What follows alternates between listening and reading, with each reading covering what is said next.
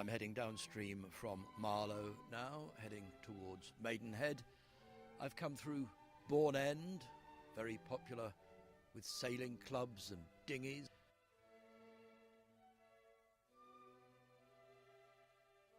Past Cookham, lovely little village where the artist Stanley Spencer spent nearly 30 years of his life, and where there's a beautiful little gallery housing many of his works.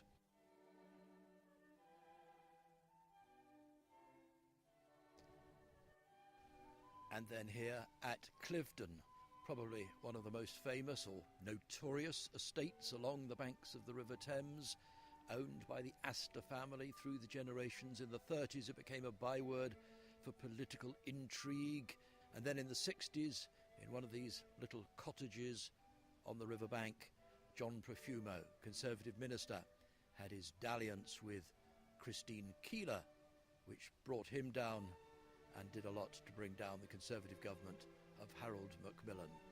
Beautiful grounds and a colourful history.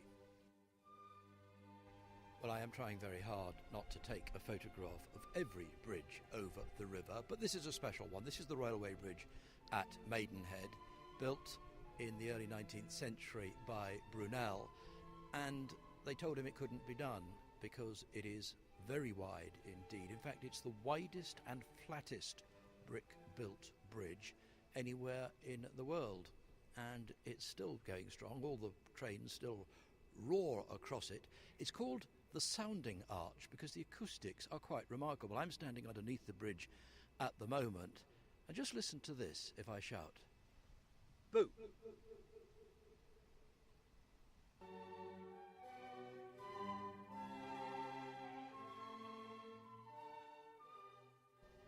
Well, even on the best managed river, things can occasionally go wrong. I'm at Boveney Lock and the gates are stuck. The downstream gates won't close, they won't open. That means that nothing can go through the lock, and there is the Thames equivalent of a traffic jam.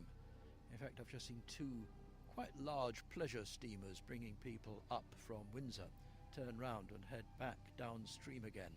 A lot of disappointed people on board. No sign when this problem is going to be fixed. Oh dear.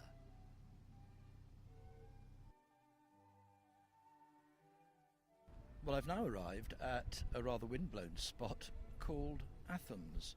Not Athens, Greece, but Athens on the Thames near Eton College. And this is a traditional bathing place for boys from the college. And there's a little sign telling them what they are and are not allowed to do. It says fifth form Nants in first 100 and upper middle divisions may bathe at Athens. No bathing at Athens on Sundays after 8:30 a.m. At Athens, boys who are undressed must either get at once into the water or get behind screens when boats containing ladies come in sight. Boys, when bathing, are not allowed to land on the Windsor bank or to swim out to launches and barges or to hang on to or interfere with boats of any kind. Any boy breaking this rule will be severely punished. And that apparently comes from School Rules of the River in 1921.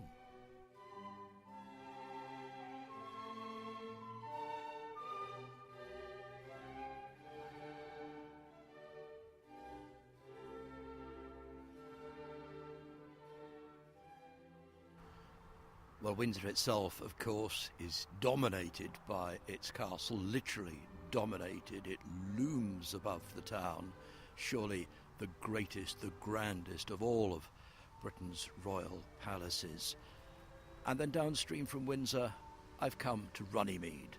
And of all the historical sites I'm passing on this journey, Runnymede probably comes top of the list, because it was here in 1215 that King John signed the document, the Magna Carta, that became the first statement of basic human rights. No free man, it said, shall be seized or imprisoned or outlawed or any way destroyed, nor will we go upon him, nor will we send upon him, except by the lawful judgment of his peers or by the law of the land.